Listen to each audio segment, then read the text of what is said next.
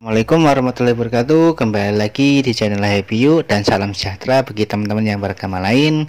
Kali ini kita akan membahas dari di kelas 11 ya, di PPKN.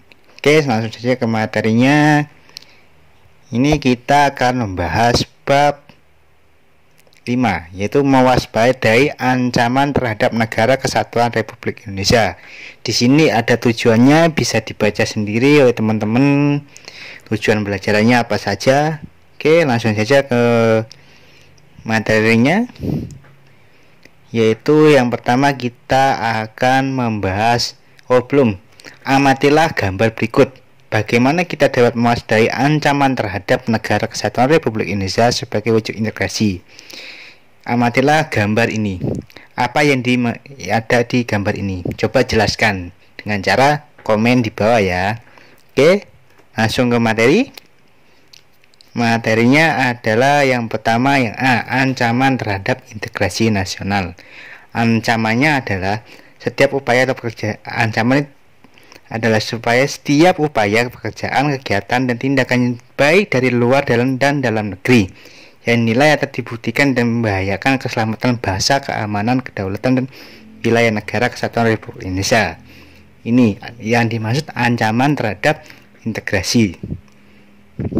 Oke, selanjutnya masih di poin A. Yang pertama kita akan langsung membahas ancaman di bidang politik, di bidang ideologi.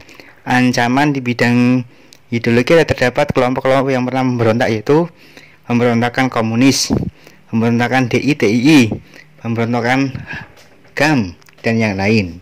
Ini yang di bidang politik. Oke, langsung ke selanjutnya.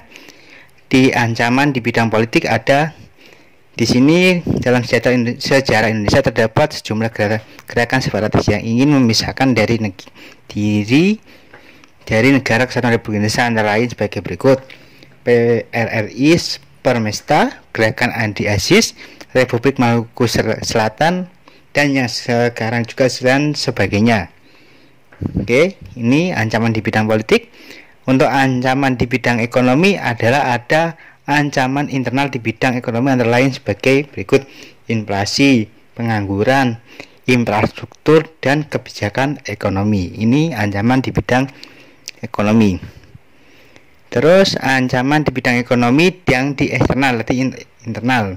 Ada ketergantungan terhadap asing, daya saing, kinerja yang belum baik. Ini yang dari luar, tadi yang dari dalam. Terus yang keempat, ancaman di bidang sosial. Konflik horizontal yang berdimensi suku, agama, ras, dan antar golongan atau sara yang timbul akibat watak kekerasan dapat melemahkan kualitas bangsa Indonesia.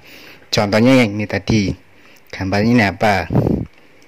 Terus selanjutnya, ancaman di bidang budaya. Ancaman di bidang budaya ini munculnya bersama ini. Hal ini tadi maksudnya nilai dari budaya dari luar negeri yang sulit dibendung dan mempengaruhi nilai yang ada di Indonesia.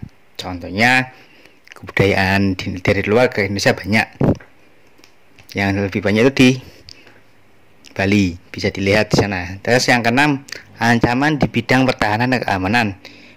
BPPI 2008 menyatakan bahwa ancaman militer dapat berupa agresi, pelanggaran wilayah, pemberontakan bersenjata, sabotase, spionase, aksi teror bersenjata, ancaman keamanan laut dan udara, serta konflik komunal. Ini yang ancaman di bidang pertahanan. Yang B, strategi mengatasi berbagai ancaman tersebut. Dalam mengatasi ancaman militer maupun nir-militer, pemerintah melalui Departemen Pertahanan telah mengeluarkan buku Putih Pertahanan Indonesia 2020 BPPI 2008. Oke, langsung saja kita bahas untuk cara mengatasinya. Yang pertama, strategi mengatasi ancaman di bidang ideologi. Upayanya menghadapi dan menangkal ancaman berdimensi ideologi adalah melakukan kebijakan dan langkah-langkah politik yang tepat untuk intensif mencegah meluasnya pengaruh ideologi lain terhadap ideologi Pancasila. Yang kedua, yaitu di bidang strategi ancaman di bidang politik. Langkah-langkah yang ditempuh adalah menghadapi ancaman dimensi politik dilaksanakan melalui dua pendekatan, yaitu pendekatan ke dalam dan pendekatan keluar. Selanjutnya, untuk yang selanjutnya, strategi mengatasi ancaman di bidang ekonomi, sistem dan upaya pertahanan yang ditempuh adalah dengan membangun ketahanan di bidang politik melalui penataan sistem ekonomi nasional yang sehat dan berdaya saing. Itu yang di ekonomi. Yang di ancaman sosial budaya, banyak mengalahkan program untuk meningkatkan rasa kecintaan tanah air, serta memberi batas terhadap media yang memberi dampak buruk terhadap bangsa. Terus yang terakhir di bidang pertahanan, yaitu BPPI 2008 menyerahkan fungsi pertahanan negara dalam menghadapi ancaman militer, menetapkan TNI sebagai komponen utamanya. Ini yang kelima. Terus lanjut ke materi selanjutnya yang C, ketahanan nasional. Satu, perspektif ketahanan nasional. Ada tiga perspektif dari sudut pandang terhadap konvensi ketahanan nasional, yaitu ketahanan nasional sebagai kondisi, ketahanan nasional sebagai pendekatan dan metode cara, dan yang ketiga ketahanan nasional sebagai doktrin. Itu yang perspektif ketahanan nasional. Terus yang kedua, gagasan ketahanan nasional. Pada tahun 1969 lahirnya istilah ketahanan nasional yang menjadi pertanda dari ditinggalkannya konsep kekuatan, meskipun dalam ketahanan nasional sendiri terdapat konsep kekuatan. Terus yang terakhir ini,